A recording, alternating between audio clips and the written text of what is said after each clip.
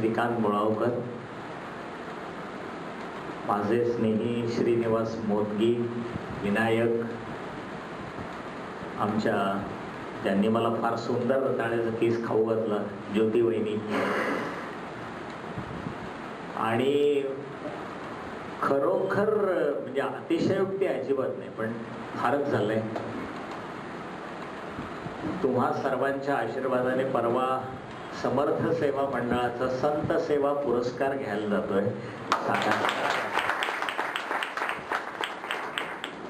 कालच्या एका परिसंवाद किशोर व्यास असं म्हणाले की आता या पुरस्कारातून आणि अभ्यासातून आणखीन तू काहीतरी नवीन लिही.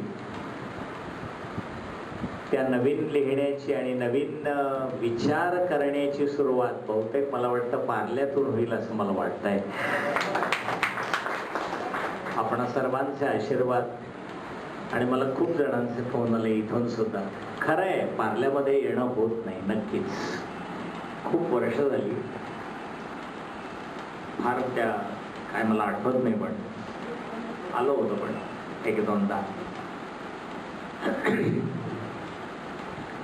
संयोजकांना ज्यावेळेला मी विचारलं की कशावर बोलायचं, त्यावेळेला ते म्हणाले की काय तुम्ही कशावर आहे. मला काही कळे ना, म्हटलं काय करावं. आज गणेश जयंती आहे आणि तुम्हाला माहिती आहे की नाही मला माहिती नाही, पण साक्षात गणेशांनी लेखणी घेऊन महर्षी व्यासांना असं सांगितलं की तुम्ही जर महाभारत सांगणार असाल तर माझ्या वाढदिवसापासून सुरुवात करा. तो दिवस आजचा आहे. शुकाचार्यांनी भागवताचा 11 स्कंद लिहिण्याचा प्रारंभ करून ते इतक्या विदेहावस्थेमध्ये गेले की त्यांना पुढे बोलवेना, लिहिता येईना, म्हणून पुढचे सगळे शब्द भगवंतांनी लिहून काढले आणि ते ज्या दिवशी पूर्ण केले तो आजचा दिवस आहे. आणखीन काय तुम्हाला माहिती नाही, मला माहिती नाही, वेळच जाईल त्याच्यात. एक दोन घटना सांगतो, खूप आहेत आजच्या दिवसाचं महत्त्व. मुख्य म्हणजे हे लिहिलेलं नसतं, हे कुठेही माहीत नसतं. आम्हाला कसं माहीत होतं, विविध प्रकारच्या आखाड्यांमध्ये जे चातुर्मास्य चालतात नाशिकला गोदावरी काठी, तिथे आम्ही नित्य भटकत असतो. माझी आणि त्यांची मैत्री जास्त आहे. असे कलंदर, अवलिये, अल्लग, फकीर, आणि चांगले आहेत, गळगळे, गंजड बिंजड नाही आहेत. आपण ती मंडळी कधी येत नाही, कॅमेरा बरोबर कधीही नाही, चुकून नाही. एका माणसाचा मी फोटो काढला, त्याने फाडायला लावला, नाही काढायचं. आणि मी त्याला म्हटलं, अरे तू कुठली ती हिमालयातनं वनस्पती आणली कॅन्सरवर बरी करायला, दे ना, लोकांचं कल्याण होईल. ते म्हणाले ज्यांचं कल्याण करायचं ते भोगी आहेत, मला ते काही करायचं नाही. आणि तो गेला आणि गोदेमध्ये उडी मारून नाहीच चालला. तो नाही सांगितली त्याने शेवटपर्यंत वनस्पती, वाईट पडलं. असे अवलिये आपल्या संपूर्ण रक्ताचं पूर्ण व्हेंटिलेटरवर आणि पूर्ण डायलेस्टिक सेंटरवर फक्त एक कुठला तरी कंद आणून तो माणूस खात होता, टणटणीत. पण सांगितलं नाही ते काय.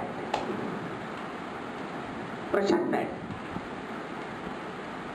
2013 मधलं सांगतोय मी, 14तलं सांगतोय. अशी माणसं अजून आहेत, पण ती येत नाही. मग त्यांच्या मागे मी लागतो, मग ते हे सांगतात. काल त्याला म्हटलं तू भागवताच्या 11 स्कंदाला उद्यापासून कसं काय, तर म्हणाला शुकाचार्यांना गणेशांनी प्रेरणा दिली. अरे, आणि तो फटकन बोलला, गणेश ही देवता सगळ्या संप्रदायामध्ये आद्य आहे, वंद्य आहे, पूज्य आहे. गणेश आणि दत्त या 2 देवता अशा आहेत की सगळ्या संप्रदायांमध्ये त्यांचा सन्मान आहे, त्यामुळे प्रश्न नाही. आणि आणखी एक महत्वाचा रेफरन्स म्हणजे गोपाल कृष्ण गोकुळहून मथुरेला आल्यानंतर त्यांनी राधेला भल्या पहाटे झुंजू मुंजूच्या वेळेला, त्याला त्याने शब्द दिलाय ब्राह्म मुहूर्त, पण समजा आपण झुंजू मुंजूच्या वेळेला पहाटे दर्शन दिलं, त्या दर्शनाचा दिवस आहे माघ शुद्ध चतुर्थी, आणि त्यावेळेला सांगितलं की हे ह्या पद्धतीने कर. असो, खूप झालं. गणेश ही जी देवता आहे ही वाणीची देवता आहे. आपल्याकडे वाणीला स्वतंत्र देवता या दोन आहेत, एक गणेश आहे आणि वाणीची अधिष्ठात्री देवता सरस्वती आहे. वाणीची 4 नावं तुम्हाला नक्की माहिती आहे, परापश्यंती वगैरे, मी त्याच्यात वेळ नाही घालवत. पण वैखरी ही साधना आहे, पश्यंती हे कर्म आहे, मध्यमा हे ज्ञान आहे आणि परा हा साक्षात्कार आहे. साक्षात्कार असलेल्या माणसाची वाणी म्हणजे प्रत्यक्ष ईश्वर बोलत असतो.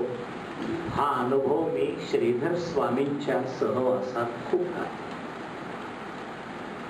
ज्ञानेश्वरी सोनोपंत दांडेकर ज्या वेळेला आम्हाला शिकवत असत त्यावेळेला असं वाटायचं की भगवान गोपाल कृष्णाची बासरी वाजते की काय. ब्रह्मगिरीच्या पायथ्याशी निवृत्तीनाथ महाराजांच्या समाधीच्या ओट्यावर आम्ही सप्तर्षी अर्धचंद्र कृती बसून मामासाहेब ज्या वेळेला ज्ञानेश्वरी सांगायचे त्यावेळेस त्यांचं पहिलं वाक्य असायचं, ज्ञानेश्वरी वाचायची नसते, ज्ञानेश्वरी लावायची असते. पदाने पद लावित गेलो की भावार्थ जन्माला येतो. Dnyaneshwari is not a fashion to read in AC hall, असे आम्हाला सांगायचे. दिव्याने दिवा लावला की दिवाळी होते, तसा माणसाने माणूस लावीत गेला की आत्मज्ञानाचा जो स्वच्छ प्रकाश पडतो त्याला विनायकी चतुर्थी म्हणतात. विनायक या शब्दाचा अर्थच आहे आत्मज्ञानाचा प्रवक्ता. एक दंत याचा अर्थ आहे परा वाणीचा डीन. मला तर दणकाच बसतो, आलं एवढी पत्र आहेत टेबलावर. पाहिली मुळावकरांनी परवा किती आमंत्रण येतात. ते म्हणाले काहो सर, तरी म्हटलं अहो मी फोन देतो. परवा संक्रांतीच्या मी त्यांना कृपा करून फोन देऊ नका बाबा. आणि विचारण्याचा मुद्दा नाही, काहीही विचारायचं ना, आयती माहिती काढायची. तू वाच ना, हे काय ते काय ते काय, उगाचच विचारायचं. आस्था कळते ना, आस्था कळते, अर्श कळते. खरं सांगू, 2 वाक्य बोलले की संबंध पर्सनॅलिटी कळते, काय लायकीच आहे. पुढचं वाक्य आहे का, माऊलीच आहे हा, माझ्यावर नाही. केस करायची असेल मुक्काम पोस्ट आळंदी, माझं एक शब्द नाही याच्यात. माऊली म्हणते वाणीतून व्यक्तित्व जन्माला येतं आणि व्यक्तीतून नेहमी अभिव्यक्ती होत असते. म्हणून लक्षात ठेवा, आपण इसम आहोत, व्यक्ती नाही. म्हणून आपली लोकशाही मार खाते. अभिव्यक्ती पाहिजे. आणि अभिव्यक्ती केव्हा होते माहितीये, जाणीवेला आणि सदसद विवेकाला. विवेकाचा अधिष्ठान, विवेक म्हणजे विचार नाही. अप्रतिम माऊली, सूर्योदय झाला, समुद्राच्या काठावर चिवताई आली, तिने आपली चोच वाळूत खुपसली, पुन्हा वर केली. तिच्या लक्षात आलं कोरडी वाळू आहे, म्हणून ती 2 पावलं पुन्हा पुढे पडली आणि तिने ओली वाळू उचलली. ओल्या वाळूच्या चोचीवरती एक सोनेरी कण आला. त्या सोनेरी कणांवर पहिला सूर्याचा किरण पडला. त्या वेळेला चिमणीच्या डोळ्यात सूर्य ओळला. शेजारी पक्ष्यांचा राजा गरुड बसला होता. तो गरुड सारखा तिच्याकडे बघत होता. तो म्हणाला, काय एवढे सगळे पक्षी मला सलाम करतात, ही लक्ष सुद्धा देत नाही, कोण अशी लागून गेली. तो परत उडत जवळ आला. तिला म्हणाला, तुला माहितीये का मी कोण आहे. हो माहितीये. मी कोण आहे हे माहितीये का? अरे त्याच्या शोधासाठी मी समुद्रकाठी आले म्हणे. मी कोण आहे हे जर मला कळलं असतं ना, मी तुला कशाला विचारलं असतं.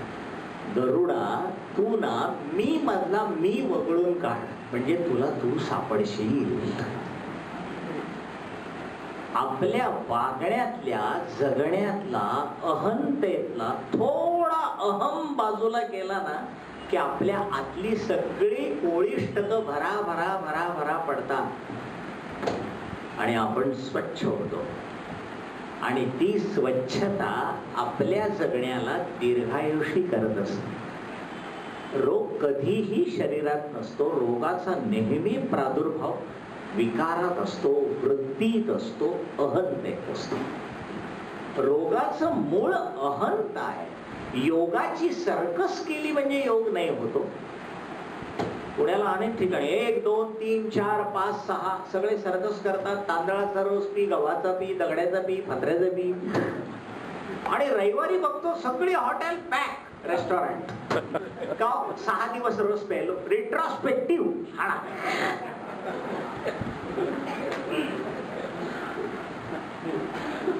माऊली वेळी आहे गोल यायला. योग याग विधी येणे नोहे सिद्धी. वेळी. पतंजली मूर्ख आहे.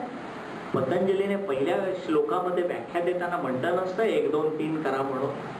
1, 2, 3 नी नर्वस सिस्टीम तयार होईल. योग नाहीये. योगाची व्याख्याच पहिली आहे, योगस्तु. हा, त्या अस्तु शब्दाला फार किंमत आहे. दुर्दैवाने संस्कृत केलं आणि आपण असंस्कृत झालो. आमच्या गुरुजींनी ते आधी कसून घेतलं, त्यामुळे शब्दाच्या मुळापर्यंत जात आहे. पहिलीच व्याख्या आहे योगस्तु.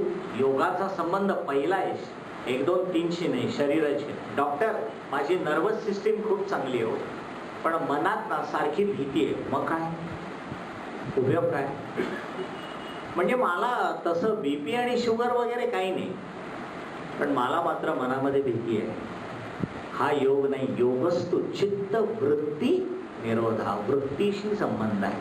आणि लक्षात ठेवा, वृत्तीचा वाणीशी संबंध आहे. वाणी कधी किंडर गार्डन मधून आणि शाळेतून नाही जन्माला येतो. नेफार. वाणी ट्युशन मधून, ट्युशन मधून जन्माला येत नाही, इंट्युशन मधून जन्माला. ज्ञानेश्वर, रामदास, समर्थ, तुकोबा कुठल्याही कॉन्टेस्ट मधून जन्माला आलेले नाहीये. तुकोबांची शाळा वेगळी आहे. वृक्षवल्ली आम्हा सोयरी वनचंद्र.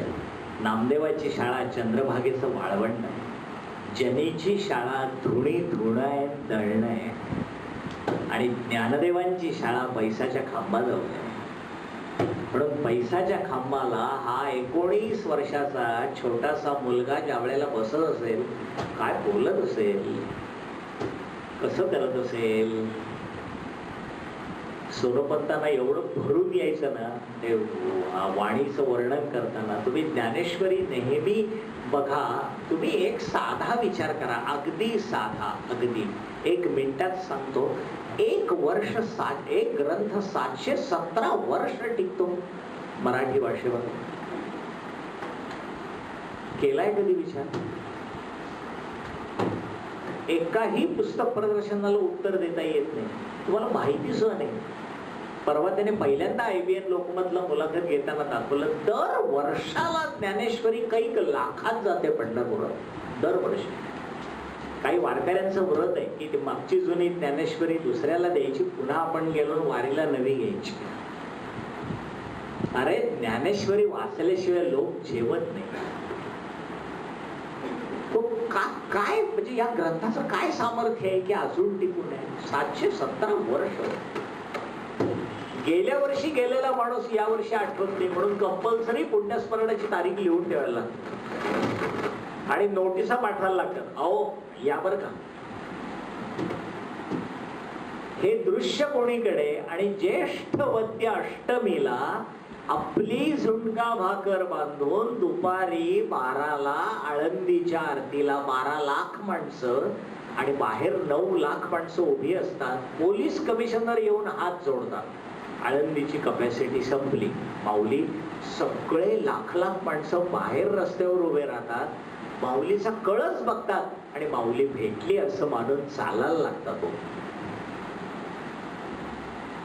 12 ते 15 लाखात कधीतरी बातमी वाचली का पोरगं चिरडलं, चेंगरा चेंगरी काही नाही होत. 3 झेंड्यांवर खेळ असतो. एक पताका वर गेली की पिन ड्रॉप सायलेन्स.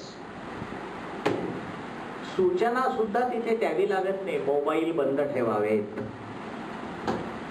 आमच्याकडे सूचना वगैरे नाही. मला इथेच म्हणून तर ते आमचे वारकरी मित्र माझ्यावर फार रागवतात, कशाला जातो तिथे सूचना बिचना काही नसते. एक झेंडा गेला ना काही नाही, आवाज हो की सू नाही. अरे झाडावर 4-4 तास आशे पाय सोडून कथा ऐकतात. याला निष्ठा म्हणतात. तुकारामांचं जे वचन आहे ना, निष्ठावंत भाव भक्तांचा स्वधर्म, निर्धार हे वर्म चुको नये. निष्काम निश्चळ विठ्ठली विश्वास पाहू नये असा. याला निष्ठा म्हणतात. निष्ठा आणि निष्ठेचं रिझर्वेशन नसतं. निष्ठेला ACBC 2 टायर नाही, 3 टायर नाही, काय काही नाही. 240 किलोमीटरनी जाताना 64 डॉक्टरांचं पथक असतं बरोबर. 64 डॉक्टरांच्या 64 रिपोर्ट माझ्याजवळ. मी त्यांना एकच विचारलं, कोणाला अटॅक आल्याचं मला सांगा. त्यावेळेला आम्ही सांगतो. कॅमेरा घेऊन मी फिरत होतो, कॉमेंट्री करत होतो. बिलकुल नाही. बांधून वारियाने कुंडल हाले डोळे, बाप रे. वाक्य नीट ऐका, हे खरे आध्यात्मिक आहे. पेपरातला अध्यात्म नाही, सोडून देते. कोणी कसाही अर्थ लावतो, अजिबात नाही. मी काहीही करतो हे अध्यात्म. आमचे मामासाहेब दांडेकर तर अध्यात्माची फार छान व्याख्या, जो आध्यातही नसतो मध्यातही नसतो, अध्यात्म.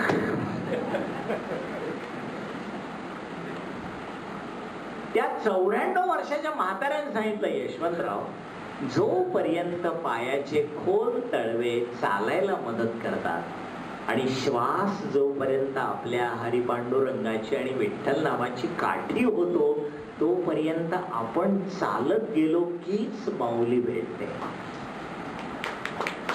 VIP पास मधून माऊली नसते म्हणा. 5,000 रुपयाच्या रंगा, 10,000 रुपयाच्या रंगा, पटपट पटपट यायचं. कुठलं तरी लाडूचं पाकिट असायचं, ते पाकिट आपलं घोळवत यायचं आणि घरी आल्यानंतर सगळं ते लाडू आणि प्रसाद द्यायचे. यशवंतराव, प्रसादाच्या या बाजारापेक्षा दुरून देवाला नमस्कार केलेला किती चांगला. तुम्हाला माहिती असेल, मध्यंतरी गणपती दूध प्यायला होता, आठवत असेल. आणि पार्ल्यात तर आठवलाच पाहिजे. बुद्धिमत्ता अतिशय तीक्ष्ण. प्यायला होता ना.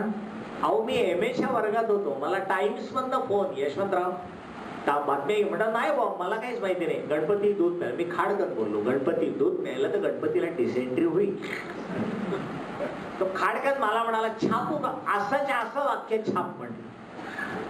अरे गण म्हणजे 10 ज्ञानाच्या शाखा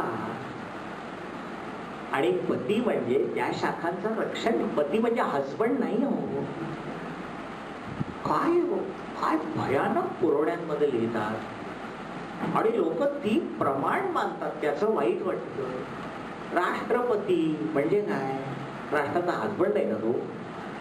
पती म्हणजे काय? पाम नाम त्रायते संरक्षते. जो 10 ज्ञानशाखांचं संरक्षण करून आत्मप्रकाशाचं भान देतो त्याला म्हणतात गणपती. त्याला काय आवडतं? दुर्वा कशी असते? हिरवी. भक्तीचा रंग हा हिरवा आहे. रसरसलेली भक्ती सत्वरजतमांच्या पलीकडे जाते. म्हणून ती आपल्या वृत्तीतली अहम दूर करताना दूर व्हा म्हणते. म्हणून दूर व्हा.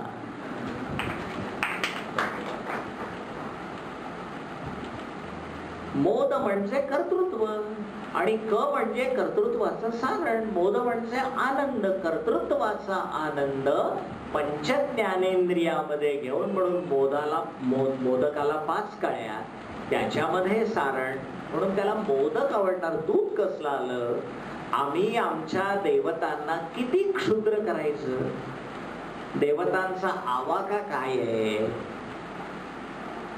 अथर्व शब्दाचा अर्थ काय आहे? अहो, जे मुलाचं नाव ठेवतात त्यांना तरी माहिती आहे का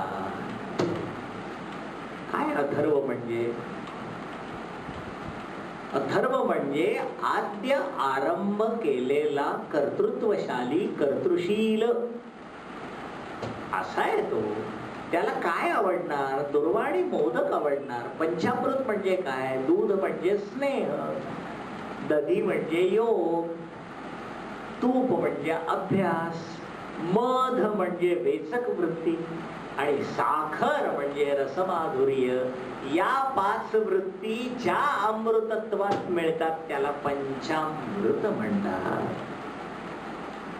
केलाय का विचार? सांगा ना, कुठल्या या कॅलेंडर मध्ये सांगा मला हे असं लिहिलेलं आहे म्हणून सांगा. युद्ध झाल्यानंतर श्रीकृष्ण इतके थकले की श्रीकृष्णांना असं वाटलं की 2 दिवस आता जरा आउटिंगला जावं, म्हणून ते द्वारकेला गेले.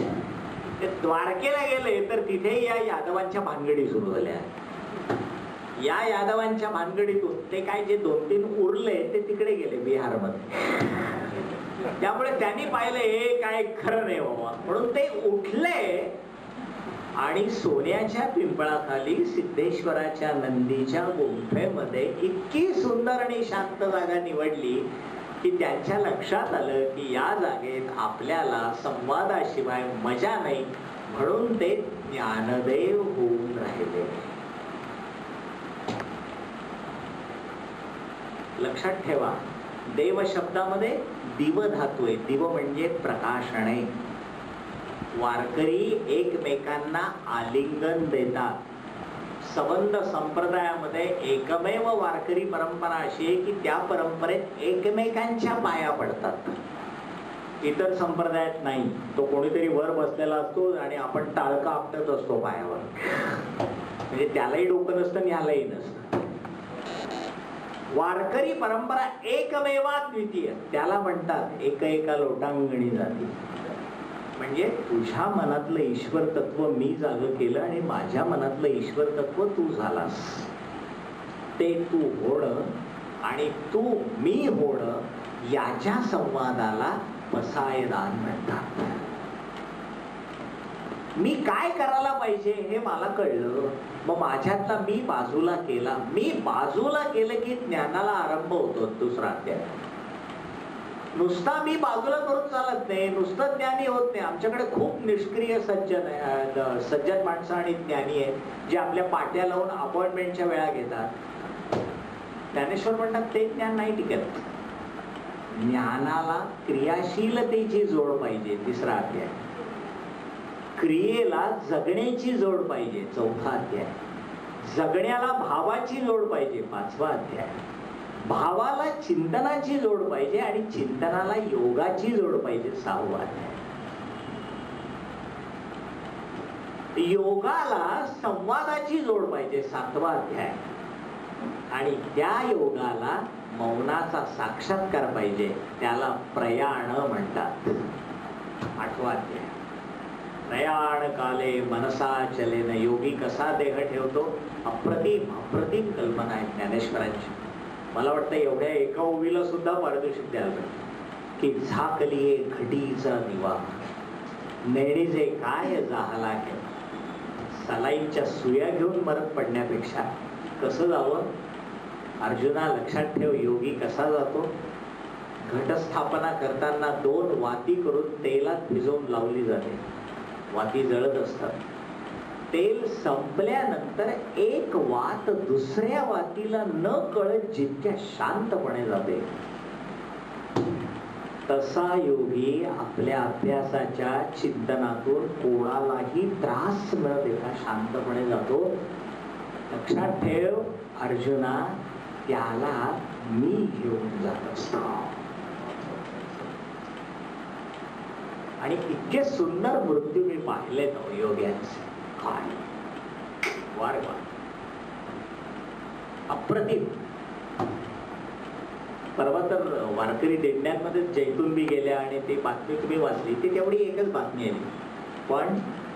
मी मरेन तर दिंडीतच मरेन अशा लोक जातात. परवा आमचे दिंडीत काका गेले, त्यांनी लोणंदला त्या बाईनी तिथल्या तिथे सगळं अंत्येष्टी करवली. ती बाई असं नाही म्हणाली मी परत जाते, यांना बोलवा, त्यांना घोळ नाही काही नाही, सगळं वारकऱ्यांनी केलं. बाई रक्षा घेऊन आस्ती घेऊन निघाली. ती म्हणे पंढरपूरला करू, चला जय जय पांडुरंग आहे. याला अध्यात्म म्हणतात. फार ताकद आहे.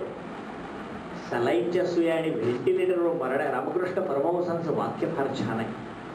गादीच्या खोळवर पडून आपली खोळ मरण्यापेक्षा आपली खोळच आपण ब्रह्माला अर्पण करून ब्रह्माच्या गादीवर झोपावं.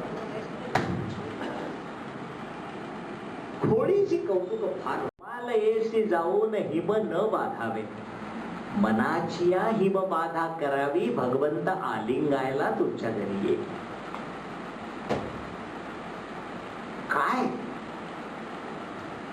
या काळात मौली मिळते 12व्या शतकात. जंगल ही ईश्वराची घर आहे, पर्यावरण हे ईश्वराचे डोळे आहे. नद्या संध्याकाळी तुमच्या नसतात, म्हणून ऋषींनी नद्यांमध्ये देवता टाकून दिल्या. नदीला धक्का लावायचा नाही, नदीवर तुमचा हक्क नाहीये, त्या प्राण्यांचा आहे. ते पाणी प्यायला आल्यानंतर त्यांना नदीचं पाणी मिळालं पाहिजे, तुमचा काही संबंध नाही, पाणी पट्टी भरत असले तरी. 12व्या शतकात सुंदरलाल बहुगुणांनी चिपकोचं आंदोलन ज्या वेळेला केलं त्यावेळेला मी एक प्रचंड लेख लिहिला होता, आठवत नाही कुठल्या पेपरात, फार मोठा गाजला. त्याचं इंग्लिशमध्ये ट्रान्सलेशनही झालं, ज्ञानेश्वरीतील पर्यावरण म्हणून. आणि त्यात कल्पना आहे की माझा वाढदिवस मी वृक्ष लावून करावा आणि त्या वृक्षाला आलिंगन द्यावं. चिपको आंदोलनात सगळ्या बायका उत्तर काशी मधल्या गंगेच्या प्रवाहाच्या तिथे आणून प्रत्येक झाडाला मिठी मारून बसल्या होत्या. आधी आम्हाला मारा, मग हे वृक्ष काटा म्हणून. सेम आंदोलन. त्या काळात हा 20 वर्षाचा मुलगा लिहितो आणि मग तो सांगतो, अर्जुना जगण्याचं आधी भान असलं पाहिजे. अरे माझा मी कळला ना मग भान येतं. आणि हा मी कळण्यासाठी आपल्या जगण्याच्या सगळ्या वृत्ती अंतर्मुख करायला लागतात. त्या अंतर्मुख केल्यानंतर जे विश्वात्मक देवाजवळ मागायचं त्याला पसाय दान म्हणतात. ज्ञानेश्वरांनी प्रसाद शब्द वापरला नाही, पसाय. पसा कधीही संपणारा नसतो. ज्याचा पसा असा असतो त्याच्यातच परमेश्वर असतो. ज्याला फक्त घेणंच माहिती असतं तो राक्षस असतो. पण जो सतत देतो, इदम न मम. आपली सगळी पूजा झाली की शेवटचा श्लोक आपले गुरुजी म्हणतात, ब्रह्मार्पणम ब्रह्म हविर ब्रह्माग्नौ ब्रह्मणाहुतम ब्रह्मैव तेन गंतव्यम ब्रह्मकर्म समाधिना. किंवा श्राद्धाला ते पिंड हे झाल्यानंतर हरिर्दाता हरिर्भोक्ता हरिरन्न प्रजा. काय अर्थ आहे हो? तुझा आत्मा या खिरीत मिसळून हरिमय हो. तुझ्या आत्म्यातून एकही वासना शबलित न हो.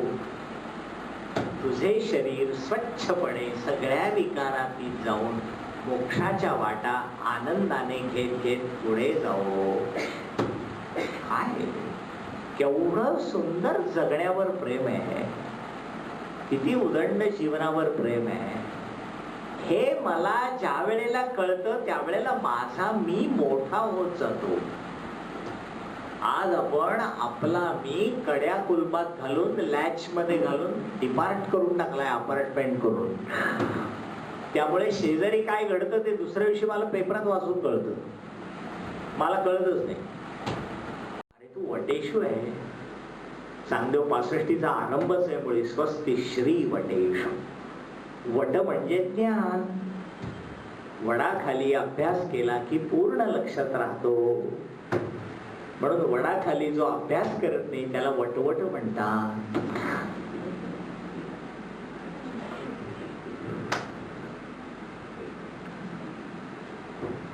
आपल्याकडे वटपौर्णिमा म्हणजे छान पैकी साड्या घालणे, नामरस खाणे आहे की नाही. एका महिला मंडळात गेलो मी, मला वाटतं बहुतेक ते ह्याचं असेल काय बरेच वर्षाची गोष्ट आहे. महिला मंडळाचं व्याख्यान ठेवलं. मी म्हटलं खाऊ आज काय? ते म्हणजे महिला स्पेशल. महिला सगळ्या प्रत्येकाच्या हातात ती वडाची फांदी एक एक. मित्राला म्हटलं हे काय? म्हणे हे सत्यवान. बरं, ज्यांना कोणाला वडाची फांदी नाही मिळाली ते प्लॅस्टिकची फांदी घेऊन आला. मी ज्यांच्याकडे म्हटलं वहिनी हे काय? म्हणे काय ना वडाची फांदी नाही मिळाली, प्लॅस्टिक. पण नवरा प्लॅस्टिक. सत्यवान प्लॅस्टिक. दुसऱ्या दिवशी सगळ्या फांद्या कुंडीवर. मित्राला म्हटलं सत्यवान प्रॉपर जागेवर. दृष्टांत संपला. तुम्हाला हे माहिती आहे का की सावित्री नावाचं उपनिषद आहे. योगी अरविंदांनी सावित्री नावाचं जे काव्य लिहिलंय ते काव्य बघा. शक्य नाही ICU मध्ये जावं लागेल. योगी अरविंदांची भाषा आहे, फार गहन आहे. त्या सावित्री, सा म्हणजे पूर्ण, वी म्हणजे ज्ञानाला जन्म देणारी, आणि त्री म्हणजे विश्वाचं रक्षण करणारी. केवढी मोठी बाई होती. काय दिसत रस्त्याला नावही नाही, पुतळाही नाही बिचारीचं. स्त्रियांनाच माहिती नाही. तो सत्यवान मेलेला वगैरे नाही हो. सत्यवान म्हणजे जगण्याचं मूल्य. आपण जेव्हा जड होतो ना त्याच वेळेला आपण मृत होतो. आपण तरल राहिलो की सत्यवान ठरतो. साधी गोष्ट आहे. आज आम्ही वस्तू वस्तू वस्तू इतके वस्तू घेऊन आम्ही वस्तू होऊन गेलो. हरवलाय मी आमच्यातला. सत्यवान याचा अर्थ जीवन सत्याचा शोध. वड हा ज्ञानाचा वृक्ष आहे, पिंपळ हा कर्माचा आहे, औदुंबर हा भक्तीचा आहे. ज्ञान, कर्म आणि भक्ती यांची त्रिवेणी ज्या ठिकाणी येते त्याला त्रिवेणी संगम म्हणतात. काय किती विकृती अर्थ काढावे. आणि त्याच्यावर लेख येतात. सावित्री व्रत करावं की न करू. अरे नका करू. तुम्ही नाही उपासलेलं काय बिघडणार आहे? सावित्रीचं काही पोट दुखणार नाही. मला एकाने विचारलं, सर श्रावणी सोमवार कशाला करायचे? म्हटलं तू 3 वेळा खा.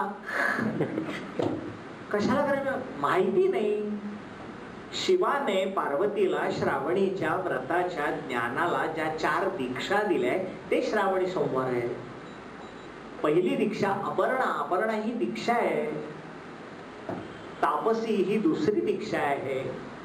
चतुरा सावित्रीच आहे, पार्वतीचं नाव आहे. चतुरा ही तिसरी आहे. आणि तिसऱ्या याच्यात त्याने शक्ती दीक्षा दिली.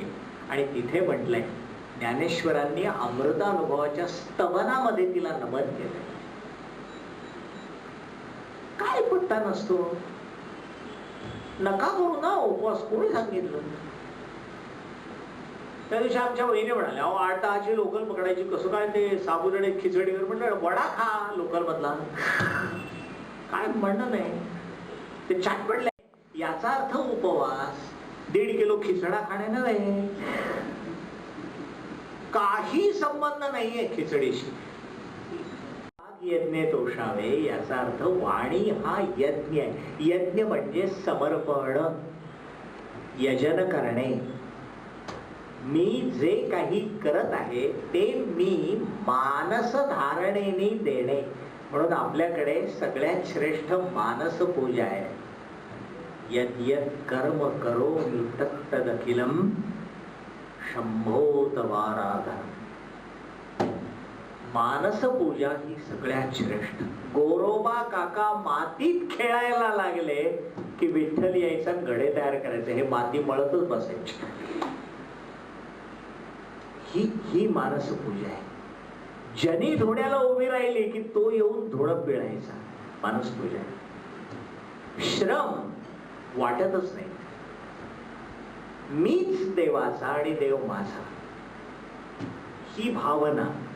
त्या भावनेला वाणीतून जे अनुभवाचं समर्पण मिळतं त्याला म्हणतात. म्हणून ज्ञानदेवांनी आपल्या ज्ञानेश्वरीला, आपल्या लेखणीला, आपल्या संवादाला यज्ञ मानलेला आहे की हे प्रभो, हे विश्वात्मक परमेश्वरा, हा मी वाणीचा यज्ञ मांडलाय.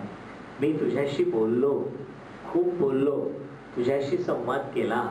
तुला अनेक प्रश्नांनी भंडावून सोडलं, तुला खूप प्रश्न विचारले, तुला मी फार त्रास दिला, परंतु यानंतर तू मात्र इतका संतुष्ट झालास की तू म्हणालास आज तू खरा व्यक्त झालास. माणसाचं खरं व्यक्तपण माणसाच्या आत्मभानातून येत असतं.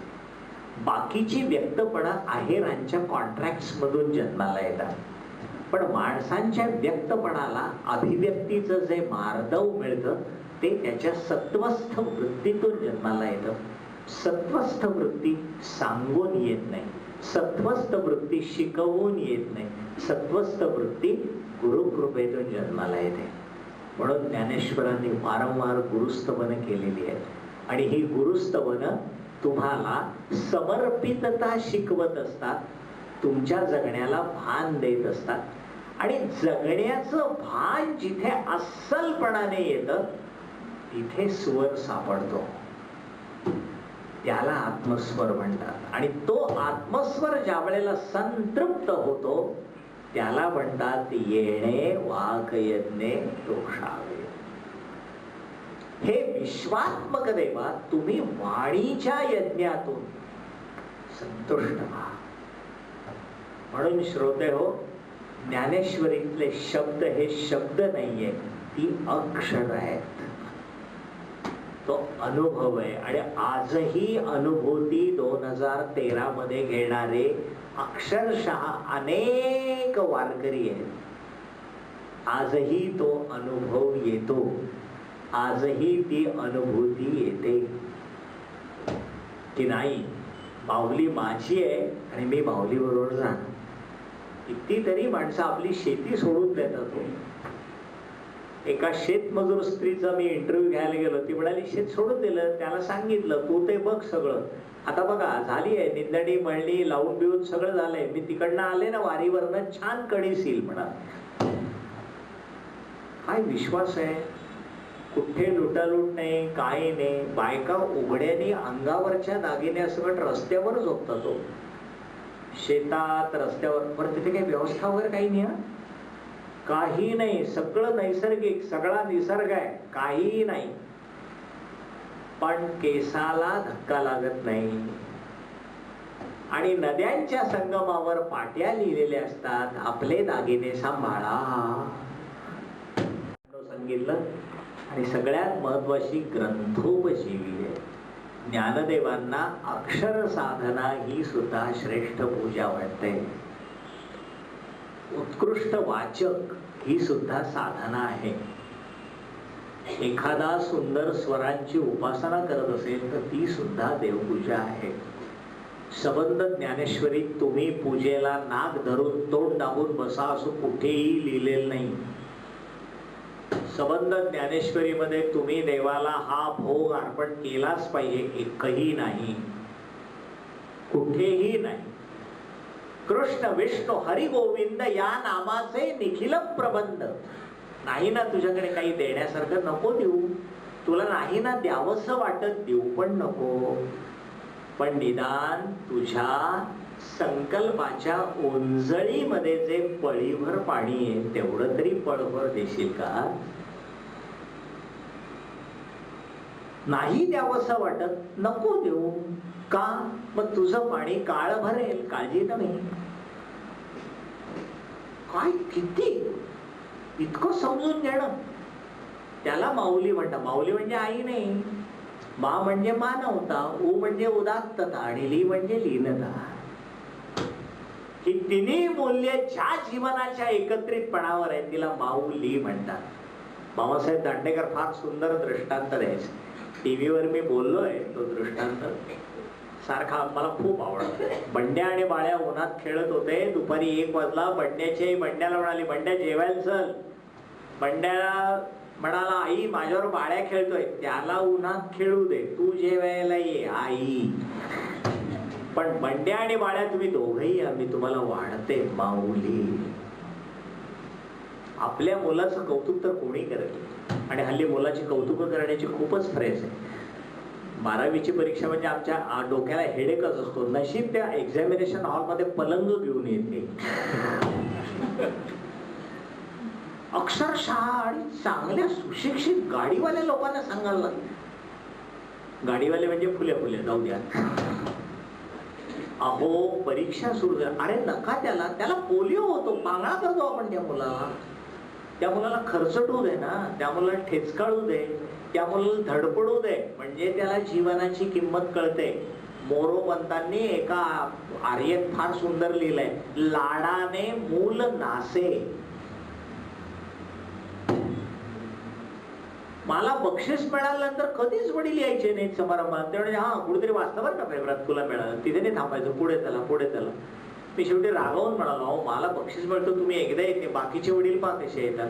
ते म्हणाले एकदा आल्यानंतर ते वडील परत येतात का? नाही म्हटलं, त्यांना एकदाच मिळतं. पण मी आलो की बक्षीस थांबील म्हणून तू जाच.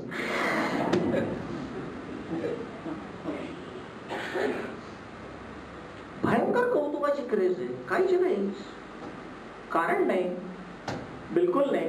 ज्ञानेश्वरांची प्रतिभा सांगू काय, माऊली म्हणजे बहार आहे हो, बहार. श्रावणात निर्झर सुटतो, जरा खळखळ वाहतो आणि जरा पुन्हा एकटा वाहतो. झऱ्याच्या अलीकडे गाय पाणी पित असते आणि पलीकडे वाघही पाणी पितो. पाणी मात्र दोघांना आनंद देतं. भाद्रपद महिना येतो, ऊन पडू लागतं आणि जरा शांतपणे कुरकुर न करता जातो. आपल्या जगण्यातली सगळी कुरकुर देवावर सोपवली तर आपण सुद्धा झरेच होतो. खरं सांगू श्रोते हो, जगण्याचं मर्म कुठल्याही कार्यशाळेतून जन्माला येत नाही. जगण्याचं मर्म आपल्या जगण्याच्या, आपल्या श्वासाच्या विश्वासातून येतं. आपल्या श्वासावर विश्वास नाहीये ही आज गोची आहे. म्हणून आमच्या घरात संवाद नाही. मॅरेज आणि लव्ह मॅरेज हे काही लक्षण नाही आहेत संवाद वगैरेची, तो वेगळा वेळ आहे. पण मला माझा संवाद व्हायला पाहिजे, त्यामुळे होत नाही. हे लक्षात घ्या. हे चित्र इकडच आहे. पण परवा आम्ही आळंदीला संस्कारांचं शिबिर घेतलं. 19 ते 23 वर्षाची 10,000 मुलं आली. 10,000 मुलांना शपथ घ्यायला लावला हात वर करून. म्हटलं याच्यातले निम्मे मुलं तरी खरं बोलतील. भाषण केलं त्यांना एकच सांगितलं, हात वर करून सांगा, मी कुठल्याही व्यसनापेक्षा अभ्यास हे व्यसन मानेन. मी नाचेन हरिकीर्तनात, मी उत्तम गाईन ते करीन, माझं माझ्या कामावर. अप्रतिम 8 दिवस आम्ही ज्ञानेश्वरीची अभ्यास शाळा घेतली. ओवी कशी लावायची, पद कसं सोडायचं, पदाचा भावार्थ कसा करायचा. कळीतून जसं फूल जन्माला येतं मुहूर्त न पाहता, कळीचं पंचांग नाहीये. कळीला फुलावंसं वाटलं की फूल होतं, तसं अनुभवाला शब्द फुटला की पसायदान होतं. अनुभवाची पहाट फुटायला लागते हो, आणि ती पहाट डिग्रींनी नाही फुटत. म्हणून मी आता जे बोललो ना, जे सुवर्ण पदक वगैरे, एक परवा एकाचा इंटरव्ह्यू घेतला, केशवसुतांच्या कवितेतला झपूरचा शब्द तो झरपुजा म्हणायचा. मी त्याला म्हटलं, अहो एकदा नीट म्हणा ना, तुम्हाला नक्की काय म्हणायचं. बरं ते माझे विद्यार्थी पोट्टे चावट, ते पोरं मला म्हणा, सर बवडू थांब म्हण ग बस बोलायचं. तो शेवटी मी त्याला म्हटलं, ते आमच्या एका विद्यार्थी, सर तो झरपुजा नाहीये, झपूर्ज. हा तेच हे लक्षात घ्या. हे दोष गुण वगैरे नाहीये, मी गोड जोड्यांची आम्हाला काही गरज. ही वाणी आहे, वच उत्तम. वाणीची व्युत्पत्तीच अशी जी सुंदरपणाने व्यक्त होते, उत्कृष्ट होते, आणि ज्याची सुंदरता तुमच्या जगण्याला उन्नत करते. म्हणून ज्ञानेश्वरीतलं बसायदान आजही म्हणताना झोपेची गोळी न घेता झोप येते. मला काहीही प्रश्न पडला तरी मी फक्त पसायदान म्हणून झोपतो. दुसऱ्या दिवशी सगळे प्रश्न कळीच्या फुलासारखे सुटतात. कसलीही अडचण पडत नाही. का? ते शब्द नाहीये, माऊलीने दिलेला मला तो सगुण आशीर्वाद आहे. म्हणून पसायदान म्हणावंसं वाटतं. म्हणून वाणीची उत्तृप्तता आणि त्या तृप्ततेचा अधिनायक म्हणून गणनायक, आणि त्या गणनायकाची सरस्वती जी वाणी जी आमच्या जिव्हेला, मनाला, शरीराला तृप्त करते, आणि जी शरीराला तृप्त करते ती वाणी असते. जी वासनेला तृप्त करते ती वाचा असते. पण माझ्या वाणीला, माझ्या जगण्याला जे एक गर्भश्रीमंत असं सुंदर घर मिळतं ते महत्वाचं असतं. कबीराचा एकच दोहा शेवटी सांगतो. कबीर म्हणतो, लाखा लाखाची संपत्ती, पैसे मोजून माणसं येतात आणि जातात, पण जगाच्या बाजारात मात्र फक्त कबीरच टिकतो. कबीर खड़ा बाजार में जैसे बैठे हूट. भारतीय संतांमधले 3 फार मोठे चकवे आहेत ना, हे कधी सापडणार नाही. मीरेवर ज्यांनी सिनेमा काढला त्यांच्या परिसंवादातही मी हे बोललो. मीरा अवघड आहे, फार अवघड आहे. कधीही मीरा सापडली नाही. पग घुंगरू बांध मीरा नाचे रे, ही तबकडे ऐकणार आहे, ती मीरा डान्सर नाहीये. पग घुंगरू बांध मीरा नाचे रे हे मीरेच्या सगुण भक्तीतली विरहिणीची श्रेष्ठ अवस्था आहे. हे बोललो मी गुलजार साहेबांशी आमचा परिसंवादच झाला. ते म्हणाले खरं आहे, पण नाही, मीरा शक्यच नाही सापडणं. तसा मराठी संतांमध्ये एकमेव चकवा आहे तो ज्ञानदेव. वाटतं आपल्याला आपली हातात येतच नाही पठ्या, म्हणून तर त्याने चेहरा ठेवला नाही. कसा काय, मग लोकांनी कोणी त्याला केस वाढवले, कोणी कल्ले वाढवले, कोणी ते शाहू मोडकांचेच फोटो काढून घराघरात लावले. ज्ञानेश्वर कोणी त्या फेटा लावला, कोणी मोत्यांची जाळी लावली. आमच्या गुलाबराव महाराजांना जे ध्यान दिलं कोणी त्या ध्यानाने त्याची उपासना. या माणसानी मुलांनी कुठेही आपलं काहीही ठेवलं नाही, म्हणून ज्ञानेश्वरी चिरंजीव आहे. 3 चकवे ज्ञानेश्वर, कबीर आणि मीरा चुकूच सापडत नाही. सापडतच नाही, हातातच येत नाही. भयंकर चकवे. मैं तो सावरिके रंग राची, साज श्रृंगार बांधी पग घुंगरू. तिचा एक अनाहत नादाचा अभंग आहे. तो अभंग ज्या वेळेला मी मीरेवर डॉक्टरेट केला त्याला छीट आली. म्हटलं अर्थ सांग याचा. आणि एका बाजूला जनाबाईचा साक्षात्काराचा अभंग ठेवला, एका बाजूला मीरेचा ठेवला, एका बाजूला काश्मीरी संत मल्लेश्वरीचा ठेवला, एका बाजूला अक्कम्मा देवीचा ठेवला, आणि म्हटलं तुम्ही स्त्री लेखनावरची शिबिरे घेतात ना, हे अभंग घ्या आणि सांगा. सांगा म्हटलं कुठल्या बाया ग्रेड आहेत, कुठे शिकल्या असतील हो या. काय प्रचंड आहे ना. सगळ्या प्रकारचा त्रास सोसून ती मीरा मध्यरात्री जेव्हा साधनेला बसायची त्यावेळी ती म्हणते, प्रकाशाच्या सावल्यांवर जेव्हा विदेहाचे ढग जमून येतात त्यावेळेला भगवंताच्या पैंजणांचा नाद माझ्या कीर्तनाचा साथीदार होतो. अरे काय प्रत्यक्षात याचं कारण लक्षात घ्या. ह्या शारीर प्रतिमा नाहीयेत, यांची दोस्तीच मुळे पंचमहाभूतांशी आहे, त्यामुळे त्या प्रतिमा अशारीर आहे. यांची जगणं, हे जी जगणं आहे ना, एक लक्षात ठेवा श्रोते हो, संत कधी भूतकाळात जगले नाही, संत वर्तमानात जगले. ज्याच्यापाशी काही सांगण्यासारखं नसतं ना त्याला भूतकाळाचा पोलिओ होतो, आणि ज्याच्यापाशी जगण्याचा ब्लूप्रिंट शून्य असतो. संत वर्तमानात जगले. वर्तमान हा संतांचा विठ्ठल आहे, तो संतांचा श्रीराम आहे. आता दासनवमी येणारच आहे. मला तर हा समर्थ रामदास म्हणजे मार्श पुढे वाटतात. लोकी की घात होता जीवलग मरता व्यर्थ शोकी बुडावे. समजतंय ना.